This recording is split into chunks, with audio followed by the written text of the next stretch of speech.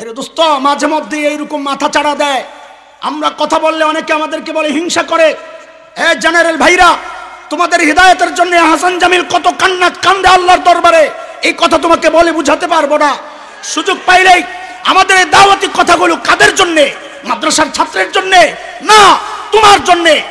তাইলে মাঝে মধ্যে 2-4 জনের বিরুদ্ধে কথা কেন বলি রে ভাই, এই জন্যে যে কিছু ভাই জেনারেল লাইন থেকে আইসাই দিন কিছু শিখাই, যখন আলেমদেরকে কটাক্ষ করা শুরু করে, যখন বলতে শুনি যে আমার আকাবির আসলাফরাই জাতিকে 30 বছর পেছনে নিয়ে গেছে, তখন তার কলিজায় মানায় না। আমার আকাবির আসলাফরা মেহনত করেছেন এই জাতিকে 1400 বছর পর, 1400 বছর আগের খায়রুল কুরুনের ওই সোনালী যুগ পর্যন্ত নিয়ে যাওয়ার চেষ্টা তারা করেছেন। নবী জানায়া দিলেন, এরে আমার সাহাবী, তোমরা যদি উঠে যাও, এই চেয়ার ছেড়ে যাও, আমি আর পরের সিটওয়ালারে দায়িত্ব দিয়া যাচ্ছি, তাকে বসায়া দিও।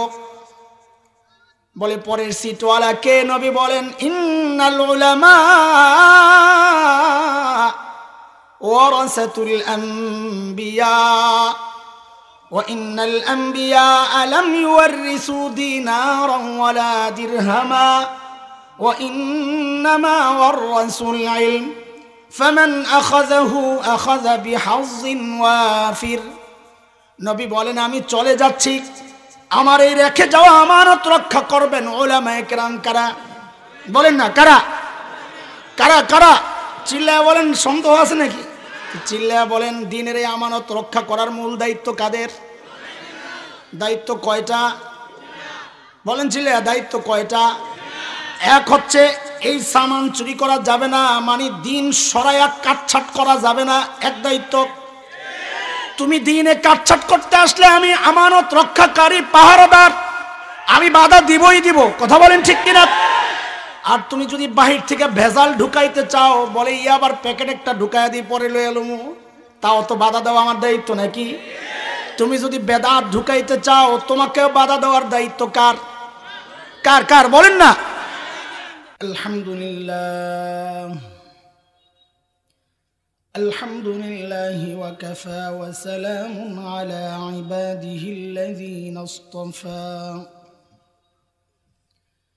أما بعد فأعوذ بالله من الشيطان الرجيم. بسم الله الرحمن الرحيم.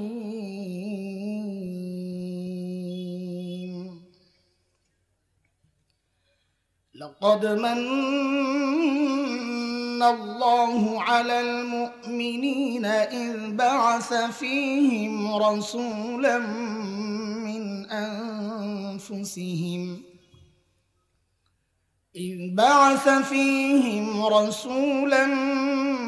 من أنفسهم يتلو عليهم آياته ويزكيهم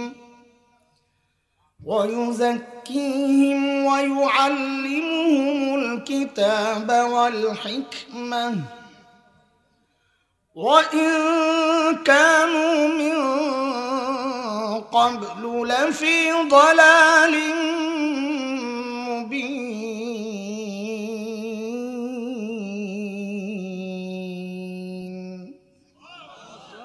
وقال رسول الله صلى الله عليه وسلم إن العلماء ورثة الأنبياء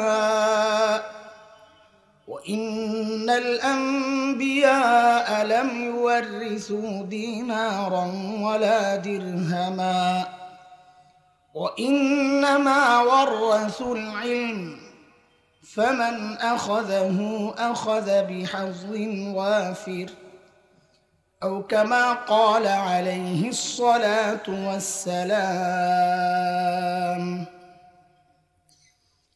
জামিয়া শেখ জাকারিয়া মাদ্রাসার হাফিজ ছাত্রদের দস্তারবন্দি উপলক্ষে আজকের ওয়াজ ও দোয়ার মাহফিলের এই মুহূর্তের সম্মানিত সভাপতি,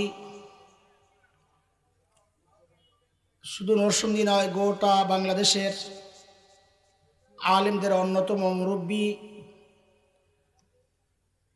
হযরতুল আল্লাম আলহাজ হাফিজ মৌলানা শওকত হুসাইন সরকার, উপস্থিত অন্যান্য হযরত উলামায়ে কেরাম, অতিথিবৃন্দ, দূর দূরান্ত থেকে আগত ইসলাম প্রিয় সুধী সমাজ, প্রিয় ছাত্র ভাইয়েরা, যুবক বন্ধুরা, পর্দার আড়ালের মা ও বোন, আল্লাহ সুবহানাহু ওয়া তাআলার অশেষ মেহেরবানি, করুণা, দয়া, যে মহান মালিক লাখো কোটি মানুষ থেকে বাছাই করে দিন এই মজলিসে আমাকে আপনাকে একত্রিত করেছেন, সেজন্য মহান রবের শুকরিয়া আদায় করি। জবান খুলে প্রাণ খুলে কালিমাতুশ শুকর উচ্চারণ করি, আলহামদুলিল্লাহ। মুহতারাম হাজরিন, গতকাল থেকে আমি খুব জ্বরে ভুগতেছি। আজকে এই মাহফিল না হলে আসা হতো না। মাগরিবের পরেও শুয়েছিলাম, আসবো কি আসবো না, দ্বিধা দ্বন্দ্ব। কিন্তু যখনই ওই মুফতি সালাউদ্দিন, অত্যন্ত আদরের, স্নেহ করি, মায়া করি, তার অসহায় চেহারাটার দিকে যখন আমার কল্পনা যে না গেলেও কি করবে, আর এই মুফতি সাহেবই বা কি ছটফট করবে, ওই চিন্তা করে বলে আল্লাহ ভরসা, চলো যাই। এই জন্যে আসছি, কিন্তু লম্বা সময় কথা বলতে পারবো না। এই জন্যে ওই ভাই যখন কিছু কথা বলতেছিল, অনেক সময় পার করলে যখন সময় কমে যায় খুব বিরক্ত লাগে, যে এমনি সময় কম, আরও কাটতেছে সময়। কিন্তু আজকে খুশি লাগতেছিল যে আরও কিছু সময় গেলে আমার জন্য আসান হয়। যাই হোক, কোরআন আল কারীমের ছোট্ট একটা আয়াত তিলাওয়াত করেছি, একটা হাদিস পড়েছি। কথা খুব লম্বা বলবো না, তবে জরুরি কিছু কথা, এই সময়ের কিছু ফিতনা নিয়ে আপনাদেরকে সজাগ করার জন্য কিছু জরুরি কথা বলার নিয়ত করেছি ইনশাআল্লাহ। মুহতারাম হাজরিন, আমি একজন আলিম, নিজেকে আলিম মনে করি। আলিমের যে সংজ্ঞা আছে ওই সংজ্ঞার আওতায় পড়েছি, সেই জন্যে মনে করি, তবে খুব বড় না, একেবারেই নগণ্য। ওই আলিম হিসেবে দায়িত্ব নিয়ে বলছি কথাগুলো। এমন কেউ যেন না ভাবে যে আমি এই ঘরানার হওয়াতে পক্ষ অবলম্বন করছি। না, আমি পক্ষ অবলম্বন করছি না, আমি দায়িত্ব নিয়ে বলছি। এই জামানায় আল্লাহর পক্ষ থেকে বান্দার জন্য সবচেয়ে বড় নিয়ামতের নাম কওমি মাদ্রাসা। আমি দায়িত্ব নিয়ে বলছি। এতে কারো আপত্তি থাকলে তিনি আমার কাছে আসবেন, আমি কোরআন থেকে দলিল দিয়ে বুঝাইয়া দেব ইনশাআল্লাহ। আজকেও কিছু চেষ্টা করব কিছু বিষয় বলার জন্য, কিন্তু সবচেয়ে বড় নিয়ামত এটা বুঝাইতে একটু লম্বা সময় দরকার, সেই দিকে খুব কম যাওয়া হবে। তারপরেও চেষ্টা করব একটু টাচ করার জন্য। দোস্ত, এই মূল কথা একটু ঘুরায় আসতে হবে, আমাকে একটু বুঝায় আসতে হবে। হঠাৎ বললে নাও বুঝতে পারেন, পেছন থেকে একটু বুঝতে বুঝতে আসে। বিদায় হজের সময় আল্লাহর নবী সাল্লাল্লাহু আলাইহি ওয়াসাল্লাম যখন সমস্ত সাহাবীদের উদ্দেশ্যে জিজ্ঞেস করেছিলেন, এই আমাকে আল্লাহ যে দায়িত্ব দিয়েছেন, আমি কি আমার দায়িত্ব পুরোপুরি আদায় করেছি? তো সমস্ত সাহাবী এক যুগে স্বীকৃতি দিয়েছেন, স্বীকার করেছেন, ইয়া রাসূলুল্লাহ, আপনার উপর অর্পিত দায়িত্ব আপনি পুরোপুরি আদায় করেছেন। আল্লাহর হাবিব সাল্লাল্লাহু আলাইহি ওয়াসাল্লাম তখন আল্লাহকে সাক্ষী বানালেন। আল্লাহুম্মা শাহাদ, তিন দিকে আঙ্গুল দিয়া আল্লাহুম্মা শাহাদ, আল্লাহুম্মা শাহাদ, আল্লাহুম্মা শাহাদ। ও আল্লাহ, আপনি সাক্ষী থাকেন, আপনি সাক্ষী থাকেন, আপনি সাক্ষী থাকেন। যাদের কাছে আমাকে পাঠাইছেন তারাই বলেছে আমি আমার দায়িত্ব আদায় করেছি। নবী আলাইহিস সালাম যখন আল্লাহকে সাক্ষী বানালেন, তো আল্লাহ সুবহানাহু ওয়া তাআলা হযরত জিবরাইল আলাইহিস সালামকে পাঠালেন।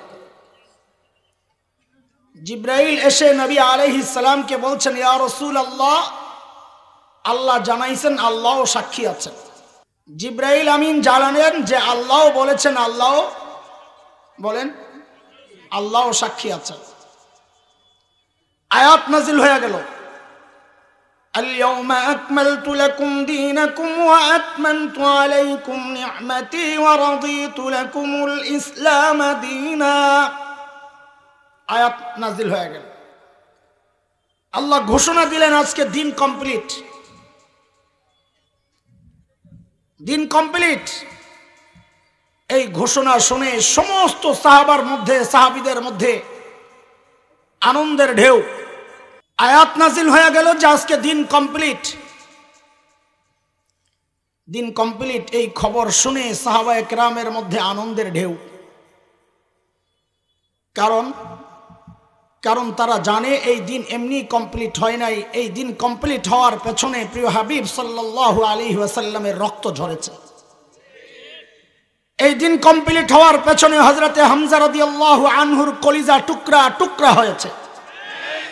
হযরত খাব্বাব, হযরত খুবাইব, হযরতে সুমাইয়া রাদিয়াল্লাহু আনহুম, এই সমস্ত মজলুম সাহাবীদের দেহ ক্ষতবিক্ষত হয়েছে। এই দিন এমনি কমপ্লিট হয় নাই। মানুষের নেচার হচ্ছে যে জিনিস অর্জন করা যত কঠিন, অর্জন হওয়ার পর তার আনন্দ তত বেশি হয়।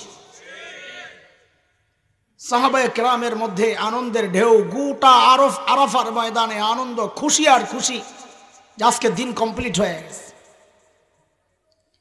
সবাই লক্ষ্য করলেন ময়দানের এক পাশে একজন ঢুকরে কাঁদতেছে,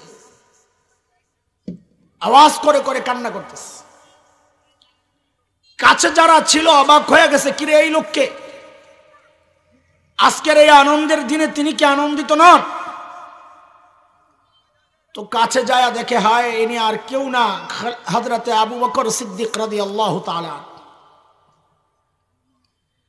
সাহাবায়ে কেরাম জিজ্ঞেস করেন, আবু বকর আজকে দিন কমপ্লিট, আপনি কি খুশি না? হযরত আবু বকর সিদ্দিক রাদিয়াল্লাহু আনহু কান্না করেন আর বলেন, আরে বোকা, দিন কমপ্লিট এর মানে বুঝো। দিন কমপ্লিটের মানে হচ্ছে আল্লাহর হাবিব সাল্লাল্লাহু আলাইহি ওয়াসাল্লামের চলে যাওয়ার সময় আসছে।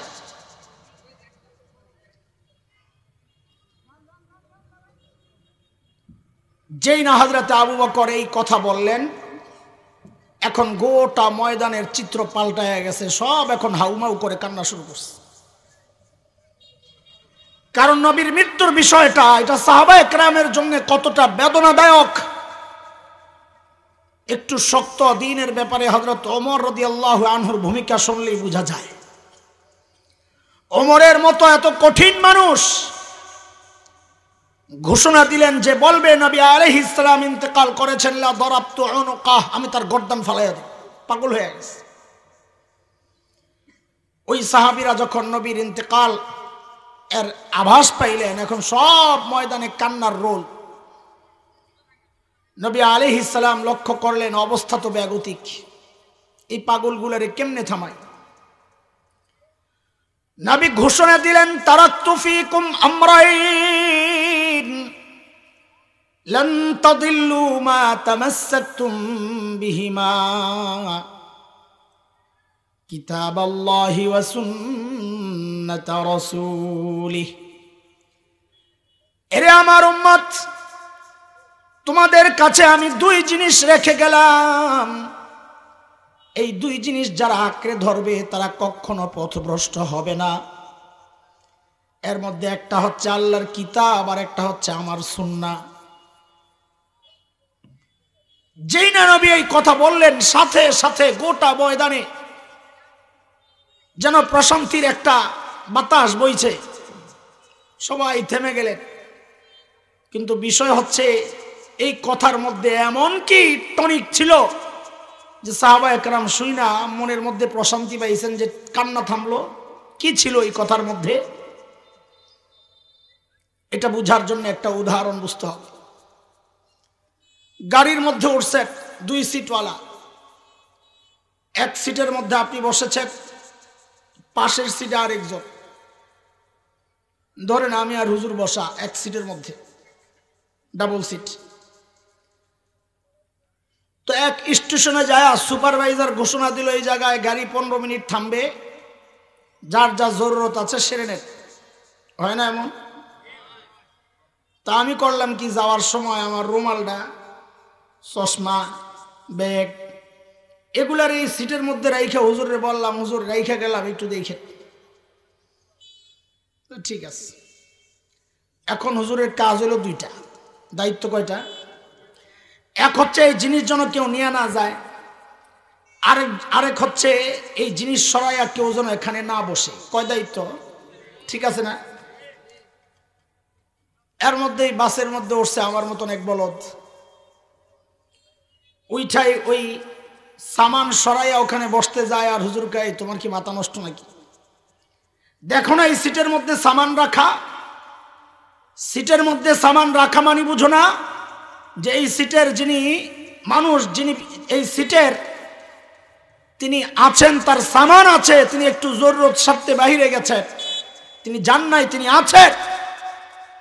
ঠিক আল্লাহর নবী যখন বললেন এরে আমার সাহাবীরা, আমি কোরআন আর সুন্নাহ রেখে গেলাম, আমি গেলাম কোথায়? আমার সামান তো রেখে গেছি, আমার এই সামান আছে মানে আমি আছি, আমি যাই নাই।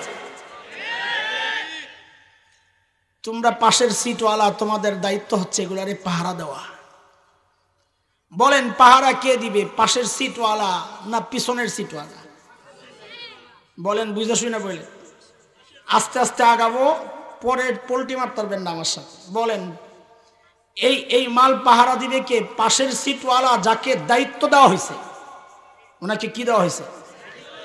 এই দায়িত্বপ্রাপ্ত ব্যক্তি এটার হেফাজত করবেন না। পেছন থেকে একজন আয়া বলবেন ভাই ব্যাগটা আমি নিয়ে রাখি,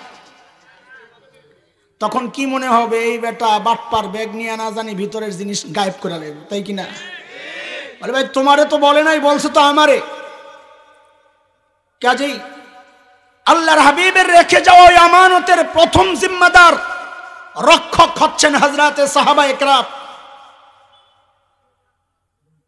কাজেই কেউ যদি বলে যে সাহাবীদের চেয়ে আমাদের অবদান দ্বীনের ব্যাপারে বেশি, সে ভণ্ড, প্রতারক, নিঃসন্দেহে চোখ বন্ধ করে বলে দিবে। কিন্তু সাহাবীরা তো নাই, না আছে? তার মানে এখন কি পাহারাদার নাই? নবী জানায়া দিলেন এরে আমার সাহাবী, তোমরা যদি উঠে যাও, এই চেয়ার ছেড়ে যাও, আমি আর পরের সিটওয়ালারে দায়িত্ব দিয়া যাচ্ছি, তাকে বসায়া দিও। বলে পরের সিটওয়ালা কে? নবী বলেন ইন্নাল উলামা ওয়ারাসাতুল আম্বিয়া ওয়া ইন্নাল আম্বিয়া লাম ইউরিসু দিনারান ওয়ালা দিরহামা ওয়া ইন্নামা ওয়ারাসুল ইলম ফামান আখাযাহু আখাযা বিহায্যিন ওয়াফির। নবী বলেন আমি চলে যাচ্ছি, আমার এই রেখে যাওয়া আমানত রক্ষা করবেন উলামায়ে কেরাম। কারা? বলেন না কারা? কারা কারা? চিল্লায়া বলেন, সন্দেহ আছে নাকি? চিল্লায়া বলেন দ্বীনের এই আমানত রক্ষা করার মূল দায়িত্ব কাদের? দায়িত্ব কয়টা? বলেন চিল্লায়া, দায়িত্ব কয়টা? এক হচ্ছে এই সামান চুরি করা যাবে না, মানে দ্বীন সরায়া কাটছাট করা যাবে না, এক দায়িত্ব। তুমি দ্বীনে কাটছাট করতে আসলে আমি আমানত রক্ষাকারী পাহারাদার, আমি বাধা দিবই দিব। কথা বলেন ঠিক কিনা? আর তুমি যদি বাহির থেকে ভেজাল ঢুকাইতে চাও, বলে ই আবার প্যাকেট একটা ঢুকাইয়া দিই পরে লয়ে এলুমু, তাও তো বাধা দেওয়া আমার দায়িত্ব নাকি? তুমি যদি বেদাত ঢুকাইতে চাও, তোমাকেও বাধা দেওয়ার দায়িত্ব কার? কার কার? বলেন না। এখন যদি আরেকজন বলে এই একটু বুঝেন বুঝেন, আগে বুঝালো, আপনার বাবা মারা গেছে, তো আপনার বাবার ওয়ারিশ কে? আপনি, তাই না? খুব মনোযোগ দেন, মজার কথা। তো এই বাবার সম্পদ রক্ষা করবেন কে? সন্তান না অন্য কেউ? পাশের বাড়ির ওয়ালা যদি বলে না তুই পারবি না, এই সম্পদ আমি রক্ষা করব, তো কি বুঝবেন? তার মতলব খারাপ। কারণ ওয়ারিশ হইলাম আমি, মালিক হইলাম আমি, আপনি রক্ষা করার কে? বলবেন কিনা? ওলামায়ে কেরাম খামাকা খেপে যখন ইঞ্জিনিয়াররা বলে এই দ্বীনের রক্ষক আমরা, ও ভাই এই দায়িত্ব তোমারে দেওয়া হয় নাই। ডাক্তার যখন বলে এই রক্ষক আমরা, বলে ভাই এই দায়িত্ব তোমাকে দেওয়া হয় নাই। রক্ষক কে? বলেন রক্ষক কে? আপনি মনে মনে বলবেন খালি কওমি, ওই দিন দেখছি একজনে বলছে খালি কওমি মাদ্রাসা পড়লি বুঝি আলেম, আর দুনিয়ার কেউ আলেম না। তো আলেমের তর্জমা করে কি? আলেম মানে যিনি জানেন, তো শয়তানও আলেম, তাই না? কম জানি? আমার আপনার সে কম জানি? দোস্ত, আলেমকে নবী বলেছেন খুব সূক্ষ্ম কথা, একটু মনোযোগ দিলে বুঝবেন এবং ভালো লাগবে ইনশাআল্লাহ। আলেমকে নবী বলেছেন ওয়ারাসা। ওয়ারাসা কি বলেছেন? আচ্ছা, আরেকটা জিনিস মজার শোনা এলো, নবী বলেছেন ওয়ারাসাতুল, বলেন না, আরে চিল্লায় বলেন, তরজমা করেন তো। শাবাশ। কাদের কাদের? সমস্ত নবীর ওয়ারিস। তাইলে ওই যে যারা আম করে খোসা মারে যে রহমতের নবীর ওয়ারিসরা আবার এত গরম কে, বলে না? রহমতের নবীর ওয়ারিসরা আবার ক্ষমতায় যেতে চায় কে? রহমতের নবীর ওয়ারিসরা আবার মূর্তি ভাঙতে যায় কে?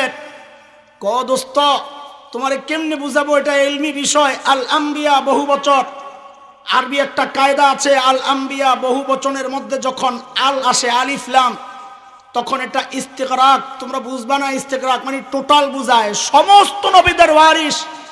বলে মূর্তি ভাঙতে যাও কেন? কারণ আমি খলিল ইব্রাহিমের ওয়ারিস। বলে তুমি ক্ষমতায় যেতে চাও কেন? কারণ আমি হযরতে সুলাইমান আলাইহিস সালামের ওয়ারিস। বলে যুদ্ধ লাগাইতে চাও কেন? কারণ আমি নবী দাউদের ওয়ারিস।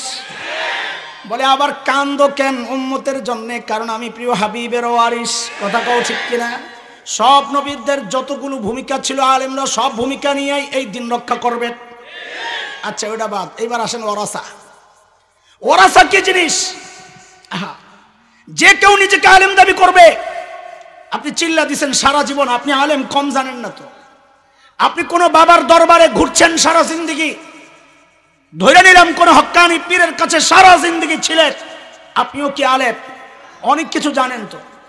আপনি ইন্টারনেট ঘেটে ঘেটে স্টাডি করেছেন, আপনার ওস্তাদ ফদিলাতুল শেখ আল্লামা মুফতি ইন্টারনেট লানাতুল্লাহি আলাইহির কাছ থেকে কিছু জানার দরকার হলে কারে জিজ্ঞেস করছেন? মুফতি শওকত সাহেবের না, কারে? ফদিলাতুল শেখ মুফতি গুগল সাহেব, কারে জিজ্ঞেস করছেন? তো আপনিও কি আলেম? কেন? নবী আলেমের ক্ষেত্রে শব্দ একটা লাগাইয়া দিয়েছেন, বড় আজীব শব্দ, সেই শব্দ হচ্ছে ওয়ারাসা। বলে কি? ওয়ারিস। বলে ওয়ারিস যদি বুঝো, এই সমস্ত ফালতু কথা চিন্তা করবা না। ওয়ারিস কাকে বলে? ওয়ারিস হচ্ছে মৃত ব্যক্তির ইন্তেকালের পর তার রেখে যাওয়া সম্পদ শরীয়ত কর্তৃক নির্ধারিত অংশে যারা পায় তারা ওয়ারিস। সহজ তরজমা করলাম, কিতাবে একটু ঘুরাইয়া আছে। আলেমরা নবীর ওয়ারিস। যে কেউ নিজেকে আলেম দাবি করতে পারবে না। কেন? কারণ ওয়ারিস না। কেন ওয়ারিস না? শোনো, ওয়ারিসের মাসআলা বুঝো আগে। ওয়ারিসের মাসআলা হচ্ছে মৃত ব্যক্তি এবং যিনি ওয়ারিস দাবি করবেন, সম্পদের দাবিদার, এই দুইজনের মাঝখানে কোনো গ্যাপ থাকলে সে নিজেকে ওয়ারিস দাবি করতে পারবে না। বুঝেন একটু। এক পরিবারে 3 জেনারেশন, দাদা, বাবা, নাতি। কয় জেনারেশন? আসছে কে সবার আগে? এরপরে এরপরে যাওয়ার সিরিয়ালও কি এটাই না 8 পিস হইতে পারে? দাদার ইন্তেকালের আগে বাবা ইন্তেকাল করছেন, তাইলে এখন দাদা আর নাতির মাঝখান দিয়ে গ্যাপ তৈরি হয়েছে না? গ্যাপটা কার মাধ্যমে হয়েছে? কার মাধ্যমে? শরীয়ত বলে গ্যাপ তৈরি হয়েছে এই জন্য দাদা পরবর্তীতে মারা গেলে এই নাতি সরাসরি দাদার মিরাজ পাবে না। এটা একটা উদাহরণ দিয়ে বুঝেন। একটা রেলগাড়ি ইঞ্জিন কয়টা? ডাব্বা কয়টা? চলে ইঞ্জিন না ডাব্বা? বুঝা বলেন। ইঞ্জিন চলে না ডাব্বা চলে? ডাব্বা কখন চলে? যদি ইঞ্জিনের সাথে লাগা থাকে। ইঞ্জিন স্টার্ট দিছে, 1 নাম্বার ডাব্বা কখন চলবে? যখন ইঞ্জিনের সাথে লাগা। 2 নাম্বার ডাব্বা কখন চলবে? যখন 1 নাম্বার ডাব্বার সাথে। 3 নাম্বার ডাব্বা কখন চলবে? যখন 2 নাম্বার ডাব্বার সাথে জয়েন্ট। এখন ইঞ্জিন স্টার্ট দিছে, মাঝখান থেকে 1 নাম্বার ডাব্বাকে সরাইয়া দিছেন, এখন 2 নাম্বার ডাব্বারে টান দিবে। বুঝা বলেন। কেন? মাঝখানে কি তৈরি হয়েছে? ইঞ্জিন। দাদা হইল ইঞ্জিন। বলেন, দাদা কি? 1 নাম্বার ডাব্বা হইল বাবা, 1 নাম্বার ডাব্বা। 2 নাম্বার ডাব্বা হইল নাতি, 2 নাম্বার ডাব্বা। দাদা চলতেছে, মাঝখান থেকে বাবা 1 নাম্বার ডাব্বারে সরাইয়া দিছেন, পরবর্তী ইঞ্জিন যখন স্টার্ট লইয়া মানে কবরের দিকে টান মারবে, তখন 2 নাম্বার ডাব্বা নাতিরে লইয়া টান দিবে। কেন? মাঝখানের সংযোগ কি হয়ে গেছে? বিচ্ছিন্ন। মাসআলা বুঝে আসছে না এবার? ওয়ারিস হওয়ার জন্য শর্ত হচ্ছে মাঝখানে গ্যাপ থাকলে হবে না। আরো একটা উদাহরণ বুঝেন, আমি যে শুরুতে বললাম আমি নিজেকে আলেম মনে করি, কারণ আলেমের যে সংজ্ঞা, ওয়ারিসের যে সংজ্ঞা এর মধ্যে আমি পড়ছি, হয়তো ছোট কিন্তু কোন রকম জোর লেগে গেছে। কেন? একটা উদাহরণ দেই বুঝেন। বুখারী শরীফের প্রথম হাদিস, ইন্নামাল আমালু বিন্নিয়াত, আল হাদিস, লম্বা হাদিস। আমি এই হাদিসের আলিম নিজেকে মনে করি, নবীর কাছ থেকে এই ইলম আমি পেয়েছি, আমি ওয়ারিস। কেন? কারণ নবী পর্যন্ত এই হাদিস পাওয়ার ক্ষেত্রে আমার মাঝখানে গ্যাপ নাই। ডাব্বা টু ডাব্বা 30 ডাব্বা লাগতে লাগতে লাগতে লাগতে নবী পর্যন্ত নিয়ে জয়েন্ট লাগাইছি। কেমনে? কারণ এই হাদিসের আলেম যে আমি নিজেকে মনে করি। কেন? কারণ এই হাদিস আমি পড়েছি আমার উস্তাদ ঢাকার ফরিদাবাদ মাদ্রাসায় শেখুল হাদিস আল্লামা আব্দুল হাফিজ রহমতুল্লাহ আলাইহির কাছে, এবং দেওবন্দ মাদ্রাসায় পড়েছি হযরত মাওলানা নাসির খান রহমতুল্লাহ আলাইহির কাছে। তাইলে এই হাদিসের ইলম পাওয়ার ক্ষেত্রে আমি আমার 2 উস্তাদের সাথে জয়েন লাগাইছি। বলে আপনার উস্তাদ আবার প্ল্যাটফর্মের পরিত্যক্ত ডাব্বা না, তাদেরও জয়েন্ট আছে? আছে। কারণ আমার এই 2 উস্তাদের উস্তাদ হচ্ছেন শেখুল আরব ওয়াল আজব হযরত মাওলানা হুসাইন আহমদ মাদানী নওয়ারাল্লাহু মারকাদাহ।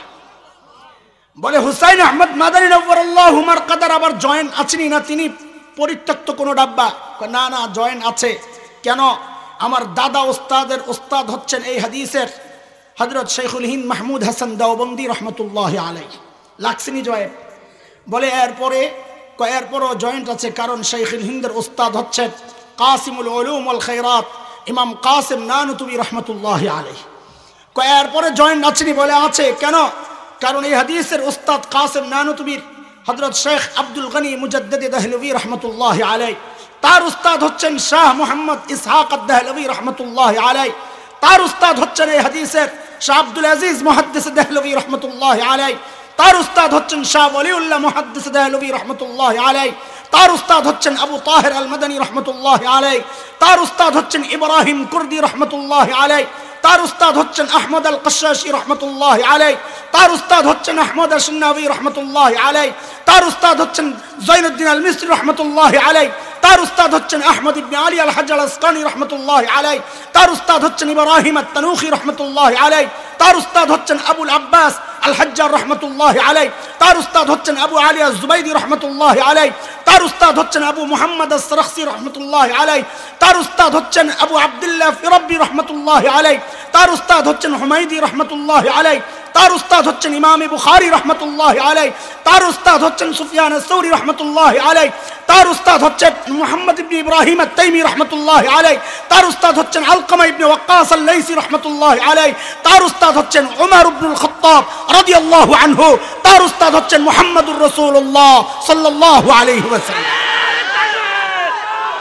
আরে দোস্ত, খেয়াল করেন আমি এই হাদিসের আলিম। কেন? নবী পর্যন্ত এই হাদিস পেতে আমার কি আছে না? কোনো এক জায়গায় যায় আমার ওস্তাদ ইন্টারনেট থেকে পাইছে।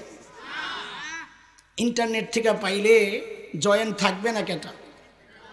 বলে ওলামায়ে কেরাম খামাখা খেপে আপনাকে লগে তুমি নিজের নাম দিবা ওয়ারাসাতুল আম্বিয়া আলিম, কিন্তু সংজ্ঞায় তো পড়া লাগবে না। আন্তাজি খালি টুপি দাড়ি পয়রা পটর পটর বক্তব্য দিতে পারলে আর কিছু আরবি সুন্দর উচ্চারণে বাংলা উচ্চারণে বললেই তুমি নিজেকে আলেম মনে করতে পারো। বক্তব্য দেওয়া যায় আলেম ছাড়াও। কারণ ওই রাস্তার মোড়ে যারা ওষুধ বিক্রি করে তাদের মতো চাপাবাজ, তাদের মতো সুন্দর বক্তব্য দুনিয়ায় খুব কম মানুষই দিতে পারে, কিন্তু আলেম কালাম নাই। মানুষের রোগ না থাকলেও মনে চায় একটা আংটি কিনতে, যা কয় এরা, আরে কথা কয় না, সব রোগের মহৌষধ দিয়ে দেয় একবারে পাবলিক কোন রকম। এত সস্তা জিনিস, আরে কাম না লাগলেও তো লইয়া লই, সুন্দর তো আছে। চাপাবাজ পড়র সুন্দর কথা বলা মানুষ। ও দোস্ত, তুমি বিভ্রান্ত হয়েও না, এইরকম ফিতনা যোগে যোগে আসবে। আলেমের দায়িত্ব আরেকজন নিতে চাইবে, বলে আলেম আমরা নাকি হিংসা করি, কেউ এরকম সুন্দর বক্তব্য দিতে চাইলেই আমরা হিংসা শুরু করি। উদাহরণ হিসাবে আসছে ডক্টর জাকির নায়েক। ডক্টর জাকির নায়েকের কত এলেম, মাশাআল্লাহ, মারহাবা, আমি অস্বীকার করছি না। ডক্টর জাকির নায়েক সারা দুনিয়ার ইসলাম বিদ্বেষী অপশক্তির গর্দান বাঁকা করে দিয়েছে, কোনো সন্দেহ নাই। ডক্টর জাকির নায়েক ধর্মতত্ত্ব, আমার ধর্মের শ্রেষ্ঠত্ব প্রমাণের জন্য তার যে ইলম এটা আমার কাছে নাই, অনেকের কাছেই নাই, এই জন্য তাকে আমরা সাধুবাদ জানাই। কিন্তু আমরা প্রতিবাদী কখন হলাম? যখন দেখলাম তিনি হাজার হাজার বছর স্বীকৃত একটা সিস্টেম মাযহাব এর বিরুদ্ধে যখন কথা বলা শুরু করলেন, তখন আমরা সোচ্চার হলাম। আমাদের অনেক ভাই তখন আমাদেরকে বলেছে, আয় মৌলবী, ডাক্তার জাকির নায়েকের চেয়ে তুমি বেশি জানো। আমি তো আমার ইলম দিয়ে তাকে মোকাবেলা করতে চাই নাই, আমি তো মোকাবেলা করতে চেয়েছি এই বক্তব্য ইমামে আবু হানিফার, আমি ইমামে আবু হানিফার বক্তব্য দিয়ে তাকে মোকাবেলা করেছি, এটা আমার ইলমের বিষয় না। হাজার হাজার বছরে কোটি কোটি লক্ষ লক্ষ আলেমের যে সিদ্ধান্ত, ওই সিদ্ধান্ত দিয়ে আমরা তার মোকাবেলা করতে চেয়েছি। তখন আমাদের ভাইরা আমাদেরকে খোঁচাইছে, খালি খোঁচাইছে। আমি নিজে যে কত গালি জীবনে খাইছি, মাফ করে দিছি সবগুলারে। এখন মনের আনন্দ, কি আনন্দ যাদের, যারা এতদিন আমাদেরকে গাইলেইল, 6-7 বছর আগে, 7-8 বছর আগে ডাক্তার জাকির নায়েক সাহেব যখন আমাদেরকে দাওয়াত করে দুবাইতে নিয়ে গেলেন পিস টিভিতে বক্তব্য দেওয়ার জন্য, আমাদের আল্লামা মামুনুল হক ভাই, আমি যখন গেলাম তো অনেকে নানা রকমের কথা আমাদেরকেও বলেছেন, আহলে হাদিস বানাই দিতে চাইছিল। কিন্তু আমরা তো আমাদের মুরব্বীদের সাথে পরামর্শ করেই গেছি, কারণ তার পর্যন্ত দাওয়াত পৌঁছানো দরকার। এমন একটা ফেজ, তার লক্ষ লক্ষ নয় কোটি কোটি ভক্তবৃন্দ, তার কাছ থেকে যে বিষ ছড়াচ্ছে, কোটি কোটি মানুষ বিভ্রান্ত হচ্ছে। ওই জায়গায় যদি পবিত্র করা যায়, তার দ্বারা দিনের অনেক কাজ হবে। ওই চিন্তায় আমরা চিন্তা করেছি এক ওসিলায় তার পর্যন্ত পৌঁছি।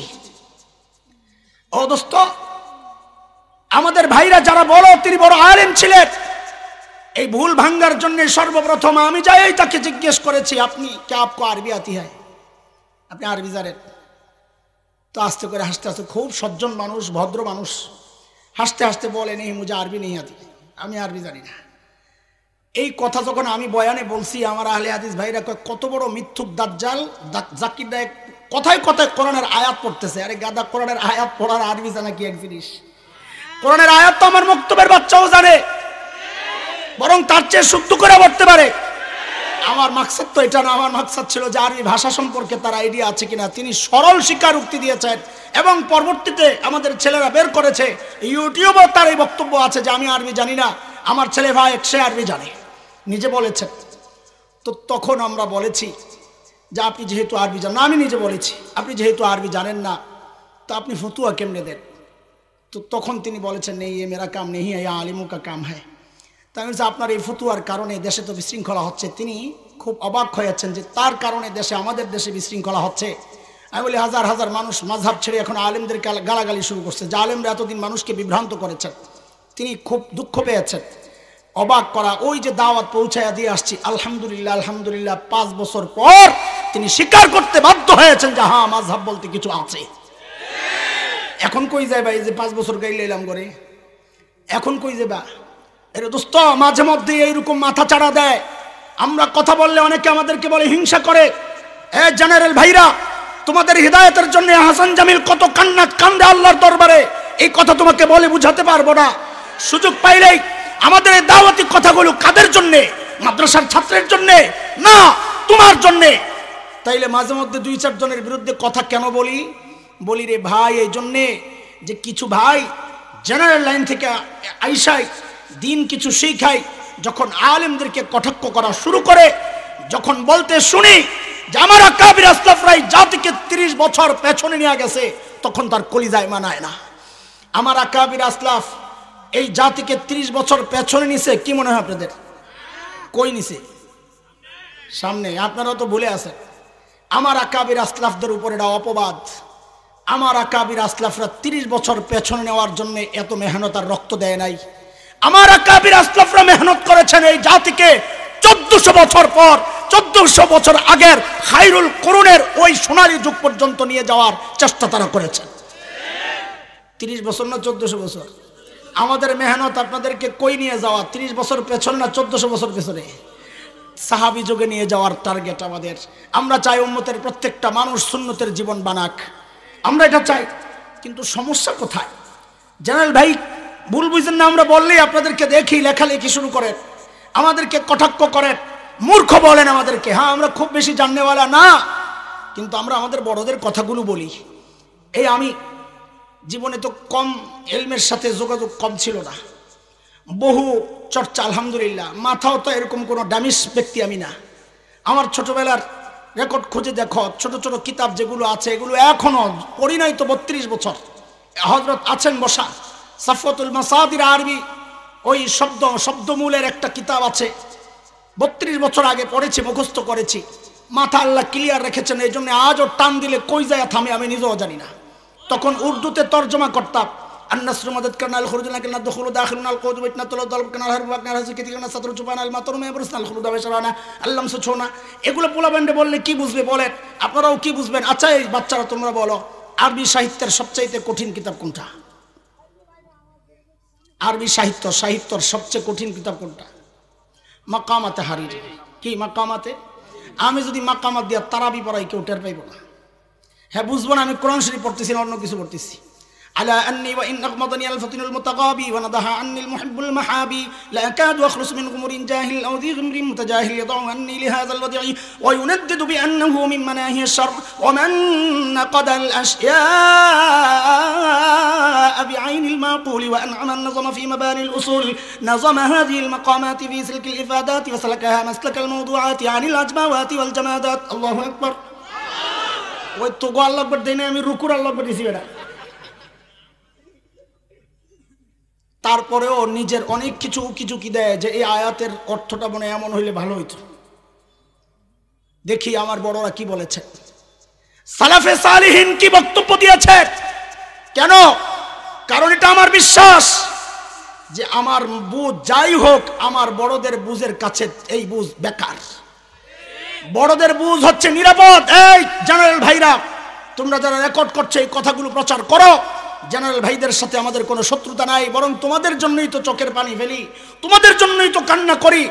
তারপরও মাঝে মধ্যে এত খেপে যাই কেন যখন কোনো জেনারেল ভাই জেনারেল শিক্ষা থেকে আইসা দিন কিছু শিখা আলেমদেরকে কটাক্ষ করা শুরু করে, আলেমদের খিদমতকে অবজ্ঞা করা শুরু করে, অস্বীকার করা শুরু করে, তখন ওই আলেমদের গোলামরা তো চুপ থাকতে পারে না।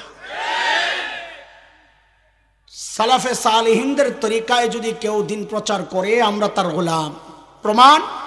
প্রমাণ বর্তমান দুনিয়ার সবচাইতে বড় আলেমের নাম কি বলেন? বলেন মুফতি তাকি ওসমানী দামাত বারাকাতুহুমুল আলিয়া। ওনার শায়েখকে জানেন? একজন ডাক্তার আব্দুল হাই রহমতুল্লাহ আলাইহি। জেনারেল শিক্ষিত ভাইদেরকে আমরা কবুল করছি কি করি নাই? কেন করেছি? কারণ ডাক্তার আব্দুল হাই আমাদের সালাফে সালিহিনদের একজন শেখ আশরাফ আলী রহমতুল্লাহ আলাইহি হযরতের তরিকায়, হযরতের দিক নির্দেশনায় চলেছেন। আমাদের এত বড় একজন মানুষও তার কাছে নিজেকে সঁপে দিতে একটু চিন্তা করেন নাই। বলেন নাই আপনি তো একদম ডাক্তার, আপনার কাছে আমি কেন যাব? বলেন নাই? আজকের দুনিয়ার অন্যতম শ্রেষ্ঠ আলেম পীর জুলফিকার দামাত বারাকাতুহুমুল আলিয়া জেনারেল শিক্ষায় শিক্ষিত হয়ে একজন ইঞ্জিনিয়ার, তারপর দিন শিখেছেন। তাবৎ দুনিয়ার আলেমরা তার কাছে আইসা নিজেদেরকে সঁপে দিচ্ছেন। কই, আমরা তো জেনারেল শিক্ষিতদের কাছে নিজেদেরকে সঁপে দিচ্ছি। এটা তো বিদেশের কথা। বাংলাদেশে এই মুহূর্তে বড় বড় আলেম সবচেয়ে বেশি যেই দুইজন মুরব্বীর কাছে ঝুঁকে কয়েকজন আছেন, তার মধ্যে একজন হচ্ছেন বুয়েটের প্রফেসর হামিদুর রহমান দামাত বারাকাতুহুমুল আলিয়া। তিনি একজন প্রফেসর, হযরত হাফিজের সোহবত পায়া সালাফে সালিহিনদের আদলে নিজের জীবনকে গড়েছেন। লক্ষ লক্ষ আলেম তার কাছে নিজেকে সঁপে দিয়েছে। কই, জেনারেল শিক্ষায় শিক্ষিত বলে আমরা তো তার সাথে হিংসা করি নাই। হ্যাঁ, আমাদের শায়েখ, আমাদের মুরব্বী, আলহামদুলিল্লাহ অনেক বুজুর্গদের আমার ইজাজত আছে, তার মধ্যে হযরতেরও আছে। দেওনার হযরত অধ্যক্ষ মিজানুর রহমান দামাত বারাকাতুহুমুল আলিয়া, তিনি আজও কাপাসিয়ার যে কলেজ, ওই কলেজের বর্তমান অধ্যক্ষ। কই, আমরা তো বলি নাই তিনি জেনারেল শিক্ষায় শিক্ষিত বলে তার কাছে যাওয়া যাবে না, বরং বাংলাদেশের বহু আলেমের উস্তাদ মুরব্বী তিনি। এমনকি আমাদের সাজিদুর রহমান মুবারকুল্লাহ দামাত বারাকাতুহুম বিবারিয়ার বেফাকের হাইয়ার কো চেয়ারম্যান, সর্বোচ্চ মর্যাদার মানুষ, তিনিও ওই একজন জেনারেল শিক্ষায় শিক্ষিত মানুষের কাছে যায়া নিজেকে সঁপে দিয়েছেন। কই, আমরা তো বলি নাই যে তিনি জেনারেল শিক্ষিত এই জন্য তার কাছে যাওয়া যাবে না। না, এটা একটা ভুল মেসেজ তোমাদেরকে দেওয়া হচ্ছে। জেনারেল শিক্ষায় শিক্ষিত হইলেই তার বিরোধিতা আমরা করি, ব্যাপারটা এমন না। বিরোধিতা কখন করি? যখন নিজস্ব মতবাদ পেশ করা শুরু করে, সালাফে সালিহিনদের বিরুদ্ধে যায়, হাজার বছরের ইতিহাস ঐতিহ্য এর পদ্ধতির বিরুদ্ধে যায় নতুন কোন কথা বাজারে ছাড়তে চায়, তখন তো আমরা চুপ থাকতে পারি না। কেন?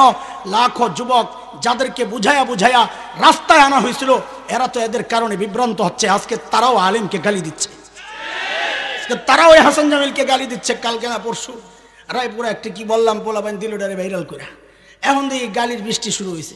কত নসিহত, নিজের ইজ্জতটা হারাইলো। আমি বলে নিজের ইজ্জতটা হারাইছি? তোর ওই ঘোড়ার ডিমের ইজ্জত লয়ে আমি চিন্তা করি, ইজ্জতের মালিক তুই। কুলিল্লাহুম্মা মালিকাল মুলক তু'তিল মুলকা মান তাশা ওয়া তানজিউল মুলকা মিম্মান তাশা ওয়া তুইজ্জু মান তাশা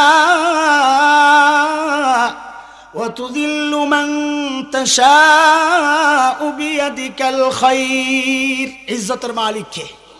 কথা বলেন, ইজ্জতের মালিক কে? ও দোস্ত, প্রকৃত আলিম নবীওয়ালা মিশন বাস্তবায়ন যদি কোনো প্রতিষ্ঠানে হয়, কলেজের বিরুদ্ধে নই আমি, ইউনিভার্সিটির বিরুদ্ধে নই, কোনো খানকার বিরুদ্ধে নই, দাওয়াত তাবলীগের বিরুদ্ধে নই, সবই আমাদের। কিন্তু পরিপূর্ণভাবে নবীর যে মেহনতগুলো যদি কেউ আদায় করে, আমি হলফ করে বলছি সেগুলো হচ্ছে এই কওমি মাদ্রাসায়। কেন এই দাবি করলাম? ওই যে শুরুতে বলেছি, আমি দায়িত্ব নিয়ে বলছি, আল্লাহর জমিনে আল্লাহর সবচাইতে বড় নিয়ামত এটা। কেন?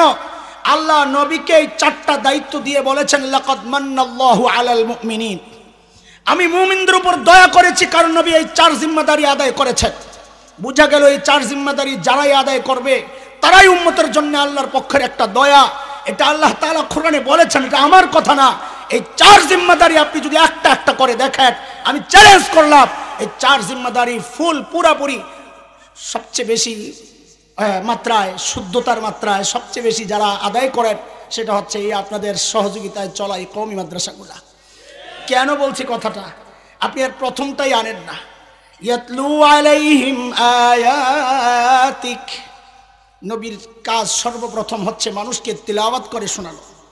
এখানে লেখা আছে নাকি অর্থ সহ তিলাওয়াত করে শোনানো? বুঝা গেল শুধু তিলাওয়াত নবীর স্বতন্ত্র একটা দায়িত্ব, শুধু তেলাওয়াত। এখন এটার বিরুদ্ধে লাগছে এক শ্রেণী, যারা শুধু তেলাওয়াত করে কোনো ফায়দা নাই, অন্য বইয়ের সাথে তুলনা করা হয়। নাউজুবিল্লাহি মিন যালিক। অন্য বই আমার কিতাব আর কোরআন কি এক? অন্য বইয়ের সাথে আমার কোরআনের কোন রকমের সাদৃশ্যতা আছে?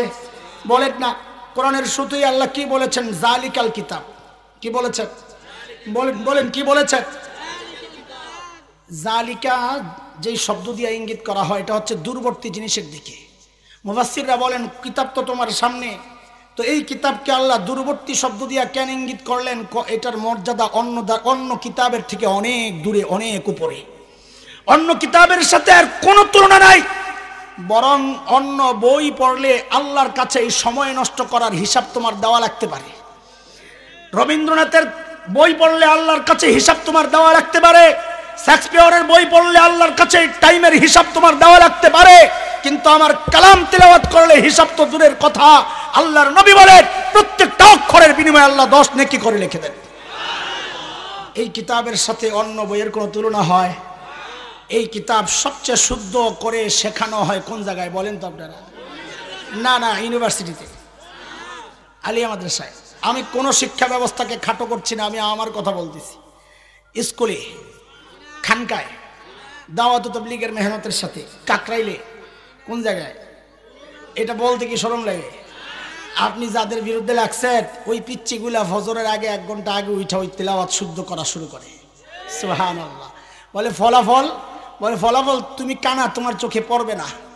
ওই খেলাধুলার জন্য কোটি কোটি ডলার ব্যয় করা হচ্ছে, অথচ আমাদের এই ছোট্ট পিচ্ছি পোলাবানগুলা কোরআন নাজিলের দেশে যায়া ফেভারিট হিসাবে প্রতিযোগিতায় অংশগ্রহণ করে। আমার বাচ্চাদের দিকে অন্য দেশের ছেলেরা সমীহের নজরে তাকায়, যেটা বাংলাদেশি প্রতিযোগী এটা ফার্স্ট হইতে পারে। সুবহানাল্লাহ। সারা দুনিয়ার মানুষকে অবাক করে বাংলাদেশের দামাল ছেলেরা প্রথম পুরস্কার ছিনায়া আনে। এই বাচ্চাগুলা কোত্থেকে বের হয়? কোথায় বলেন না? বলতে কষ্ট লাগতেছে আপনাদের? স্বীকার করেন। স্বীকার করলে কষ্ট হবে না, স্বীকার করলে কোনো লস হবে না, বরং সত্যকে স্বীকার করার জন্য আল্লাহ আপনাকে সত্য রাস্তা দেখায় দেবেন ইনশাআল্লাহ। এই আয়াতের তর্জমা এখন তো নতুন আসছে যে আপনি 2 বছর মেহনত করলে কোরআনের তর্জমা শিখে ফেলবেন। বাচ্চাদেরকে কেন শেখানো হচ্ছে না? তুমি হেফজখানায় যায়া দেখো। আমার মাদ্রাসায় একটু বাংলা খুলছিলাম, যে হেফজের সাথে সাথে একটু বাংলা পড়াইয়া দাও। ওস্তাদরা কয় হুজুর ইয়াদ কমে যায়। আমি তাহলে বাদ, আগে ইয়াদ দরকার। কি মেহনত তাদের হয় তুমি যায়া দেখো। আবার তারে তর্জমা শিখাইতে তো তার ইয়াদ থাকবে? বলে ইয়াদ থাকার দরকার কি গাধা? ওই ইয়াদ আছে বইলাই এখন পর্যন্ত কোরআন সংরক্ষিত আছে। যদি কোরআন সিনায় সংরক্ষিত না থাইকা শুধু কাগজে সংরক্ষিত থাকতো তো আজকে কোরআন বাজারে পাইতা না। কারণ তারা ওই কোরআনগুলো সব নর্দমায় কম নিক্ষেপ করে নাই, লক্ষ লক্ষ কোরআন ধ্বংস করেছে, তাও কোরআনকে জমিন থেকে উচ্ছেদ করতে পারে নাই। কেন? ওই তুমি যাদেরকে দেখতে পারছো না, যাদেরকে তুমি তাচ্ছিল্য করছো, ওই ছোট্ট ছোট্ট বাচ্চাদের সিনা টু সিনা, সিনা টু সিনা নবী থেকে আজ পর্যন্ত আমার আর তোমার কাছে কোরআন আসছে। কথা বলেন, কথা বলেন। আল্লাহু আকবার। এই কোরআনের তর্জমা শেখানোর জন্য আমাদের কি মেহনত। ওই যে শোনাইলাম আপনাদেরকে, আরবি সাহিত্যের কিতাবগুলো মুখস্থ করেছি কেন? আপনাদেরকে ওয়াজ করার জন্য না, না কোরআন বুঝার জন্য। 8-10 বছর মেহনত করলাম, তাও মনে হয় কিছুই বুঝি নাই। বড়দের কিতাব পড়ে পড়ে আপনাদেরকে বলি, আর তুমি বলো 2 বছর পড়লে কোরআন আপনি বুঝে ফেলবেন। এই মানুষকে সব মুফতি সাহেব বানিয়ে দেওয়ার চক্রান্ত কেন? যে আলিম থেকে দূর সরানোর একটা গভীর ষড়যন্ত্র। আমি ওই ভাইদেরকে বলবো না তারা ইহুদি নাসারার দালাল, এই কথা আমি বলবো না। অনেকে বলে আমি প্রতিবাদ করি, বরং আমি বলি তারা দালালি করছে না কিন্তু হয়ে যাচ্ছে। ইহুদি নাসারার যে মিশন, ওই মিশন বাস্তবায়ন হয়ে যাচ্ছে। তাদের মিশন হচ্ছে এই কোরআনের শিক্ষকদের থেকে সাধারণ মানুষকে দূরে সরানো। কেমনে সরাবে? তরিকা ভিন্ন ভিন্ন, এক একজনকে এক এক তরিকায় ধোকা দিয়ে আলেমদের থেকে বিচ্ছিন্ন করা হচ্ছে। ও দোস্ত বুজুর্গ, ও জেনারেল শিক্ষায় শিক্ষিত ভাইরা, তোমাদের হাতে পায়ে ধরি, আমাদেরকে ভুল বুঝো না। ওলামায়ে কেরাম তোমাদের হিতাকাঙ্ক্ষী। আমরা চাই তোমরা দিন শেখো, আমরা চাই তোমরা দিন মানো, আমরা চাই তুমি লেকচার দাও, কিন্তু সালাফে সালিহিনদের বাইরে যায় কোনো কথা বললে আমরা প্রতিবাদ করবই করব। আমাদের জায়গাটা, প্রতিবাদের জায়গাটা কি বুঝাইতে পারছি? জেনারেল শিক্ষার বিরুদ্ধে আমার কোনো আপত্তি নাই, ইংরেজির বিরুদ্ধে আমি বলি না, আপত্তি নাই। বরং কেউ যখন আরবি থেকে ইংরেজিকে প্রাধান্য দিতে চায় তখন আমি আপত্তি করি। ইংরেজি শিক্ষা কেন আমি আবৃত্ত করব? দুনিয়ার কোটি কোটি মানুষ মুসলমান ইংরেজিতে কথা বলে না, বলে না? এটা আল্লাহর পক্ষের একটা নেয়ামতের বিরুদ্ধে আমি কেন কথা বলবো? আমাদের আপত্তি হচ্ছে যখন তুমি জেনারেল শিক্ষায় শিক্ষিত হওয়ার কারণে ইংরেজিকে আরবির উপর প্রাধান্য দিতে চাইবা, তখন তো আমি কথা বলবোই। এটা আমার জিম্মাদারি। কেন জিম্মাদারি? ওই যে আগে বলেছি, ওয়ারাসাতুল আম্বিয়া, নবী পাশে বসায়া দিয়েছেন যে আমার এই আমানত তোমাকে রক্ষা করতে হবে। এখন তুমি কিছু ঢুকাইলো আমি বাধা দিব, এখান থেকে কাটছাট করতে গেলেও আমি বাধা দিব, কারণ আমার এটা দায়িত্ব। বলে আপনারা কি দিনের ঠিকাদার নাকি? বলি না, ঠিকাদার না, আমরা পাহারাদার। বলেন আমরা কি? এই আলেমরা কি? ভুল বুঝেন না, ভুল বুঝেন না। আলেমরা কি? পাহারাদের কাজ কি? সম্পদ রক্ষা করে না, কাউরে দিয়ে দেওয়া। তো তুমি কেন এটারে হিংসা বলো? কেন হিংসা বলো? কার সাথে হিংসা করব? যার ইলম নাই তার সাথে হিংসা করব? নাউযুবিল্লাহি মিন যালিক। এটা কেমন কথা? ভুল বুঝেন না আমাদেরকে। আল্লাহর রাস্তে আমরা চাই আপনারা দ্বীনের উপর চলেন, আমরা চাই আপনারা দ্বীনি কথা বলেন, কোনো সমস্যা নাই, দাওয়াত দেন, দায়ী হন। কিন্তু আমাদের জায়গাটা হচ্ছে আপত্তির, যে সালাফে সালিহিনদের রাস্তা ছাইয়া, সালাফে সালিহিনদের খেদমতকে অবজ্ঞা কইরা, এগুলাকে সাধারণ মানুষের সামনে বিভ্রান্তিকর বক্তব্য দিয়া আলেমকে সাধারণ মানুষের সাথে লাগায়া দেওয়া, সাধারণ মানুষকে আলেম থেকে বিচ্ছিন্ন করার যে গভীর ষড়যন্ত্র, আমাদের বক্তব্য হচ্ছে এর বিরুদ্ধে। আল্লাহ তাআলা আমাদেরকে সহি বুঝ দান করেন। আল্লাহ তাআলা হযরত উলামায়ে কেরামের সাথে দ্বীনের উপর চলার তৌফিক দান করেন, উলামায়ে কেরামের পরামর্শ মতো চলার তৌফিক দান করেন। আমিন আমিন। ওয়া আখিরু দাওয়ানা আলহামদুলিল্লাহি রাব্বিল আলামিন।